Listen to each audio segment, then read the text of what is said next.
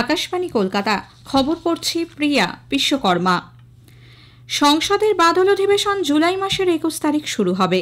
নতুন দিল্লিতে আজ সাংবাদিকদের সংসদ বিষয়ক মন্ত্রী কিরেন রিজিজু বলেন, 12 আগস্ট পর্যন্ত অধিবেশন চলবে। मानसून सेशन का तिथि हमने तय किया है। हम राष्ट्रपति जी को प्रपोजल भेजेंगे समन करने के लिए। 21 जुलाई से 12 अगस्त तक मानसून सेशन को चलाने का हमने डेट तय किया है। পেহেলগাঁওয়ে জঙ্গি হামলায় প্রায় 26 জনের মৃত্যু এবং তার প্রত্যুত্তরে ভারতের অপারেশন সিন্দুর অভিযানের পর সংসদের এটিই প্রথম অধিবেশন। এর আগে ওই জঙ্গি হামলার ঘটনার পর বিভিন্ন রাজনৈতিক দলের নেতাদের নিয়ে বৈঠক করে সরকার। দিল্লি হাইকোর্টের প্রাক্তন বিচারপতি যশবন্ত বর্মার বিরুদ্ধে ইমপিচমেন্ট প্রস্তাব আনার ব্যাপারে সব রাজনৈতিক দলের মধ্যে সমঝোতা গড়ে তোলার কাজ চলছে বলে সরকার জানিয়েছে। কয়েক মাস আগে নতুন দিল্লিতে বিচারপতির সরকারি বাসভবন থেকে বড় অঙ্কের নগদ অর্থ উদ্ধারের পরই এই পদক্ষেপ করা হচ্ছে। নতুন দিল্লিতে আজ সাংবাদিকদের সংসদ বিষয়ক মন্ত্রী কিরেন রিজিজু বলেন, সরকার এ ব্যাপারে সব রাজনৈতিক দলের সঙ্গে একমত হতে চায়। সংসদের আসন্ন অধিবেশনে এ বিষয়ে আলোচনা হবে বলে তিনি জানান। প্রধানমন্ত্রী নরেন্দ্র মোদী এবং অস্ট্রেলিয়ার উপপ্রধানমন্ত্রী ও প্রতিরক্ষা মন্ত্রী রিচার্ড মার্লেস আজ দুদেশের সুসংহত কৌশলগত অংশীদারিত্ব আরও শক্তিশালী করার ব্যাপারে একমত হয়েছেন। নতুন দিল্লিতে আজ অপরাহ্নে শ্রী মোদী অস্ট্রেলিয়ার মন্ত্রীর সঙ্গে বৈঠক করেন। প্রতিরক্ষা শিল্পক্ষেত্রে সহযোগিতা, সরবরাহ শৃঙ্খল, খনিজ, উদীয়মান প্রযুক্তি ইত্যাদি গুরুত্বপূর্ণ বিষয় নিয়ে তাদের কথা হয়েছে।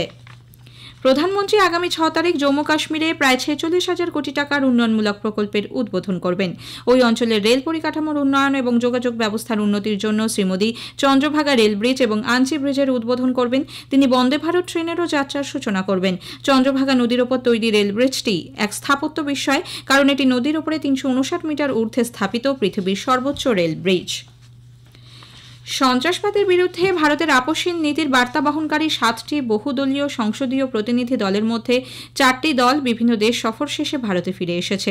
সফরকালে প্রতিনিধি দলগুলি সংশ্লিষ্ট দেশগুলির নেতৃবৃন্দ, বরিষ্ঠ আধিকারিক, বুদ্ধিজীবী, সংবাদ মাধ্যম এবং প্রবাসী ভারতীয়দের সঙ্গে বৈঠক করে। কংগ্রেস নেতা রাহুল গান্ধী অপারেশন সিন্দুর নিয়ে অবমাননাকর মন্তব্য করেছেন বলে বিজেপি অভিযোগ করেছে। নতুন দিল্লিতে আজ এক সাংবাদিক বৈঠকে বিজেপির মুখপাত্র সুধাংশু ত্রিবেদী বলেন, রাহুল গান্ধী যেভাবে সশস্ত্র বাহিনীর সফলতাকে সমর্পণ হিসেবে উল্লেখ করেছেন তা তাদের বীরত্ব ও আত্মত্যাগের অবমাননা। 26/11 মুম্বাই হামলার পর ইউপিএ সরকার বলেছিল পাকিস্তানের সঙ্গে আলোচনায় জঙ্গি কার্যকলাপের কোনো প্রভাব পড়বে না। তিনি এটিকে সমর্পণ বলে উল্লেখ করেন। राहुल गांधी जी, केवल 2 साल पहले आप विदेश में गए और आपने कहा था why the defenders of democracy America and Europe are silent and not interfering in India. ये था सरेंडर। 15 जुलाई 2011 को आपने कहा it's impossible to totally control terrorism. ये था आतंक के आगे सरेंडर। 26/11 के हमले के बाद आपकी सरकार ने शर्म एल शेख में कहा कि कंपोजिट डायलॉग प्रभावित नहीं होगा आतंकी घटनाओं के साथ। यह था आतंक की मानसिकता के साथ सरेंडर। और जहां तक हमारे पढ़ना चाहता हूं, राहुल गांधी जी किसी के आगे सरेंडर कर दें, कांग्रेस ने किया होगा, मगर भारत किसी के आगे सरेंडर नहीं हो सकता। हम विश्व की एकमात्र ऐसी सभ्यता है जो हजारों सालों के आक्रमण के बाद भी आज जीवंत है, जिसे आप मानने को तैयार नहीं। ভারতীয় আবহাওয়া দপ্তর আইএমডি আজ আসামে ভারী থেকে অতি ভারী বৃষ্টির লাল সতর্কতা জারি করেছে। মেঘালয়ে অত্যন্ত ভারী বৃষ্টির পূর্বাভাস। মধ্যপ্রদেশ, বিদর্ভ, ছত্তিশগড়, বিহার, গাঙ্গেয় পশ্চিমবঙ্গ এবং ঝাড়খণ্ডে আগামীকাল পর্যন্ত বজ্র বিদ্যুৎ সহ হালকা থেকে মাঝারি বৃষ্টির সম্ভাবনা। সেই সঙ্গে ঘণ্টায় 50 কিলোমিটার বেগে ঝোড়ো হাওয়া বইতে পারে।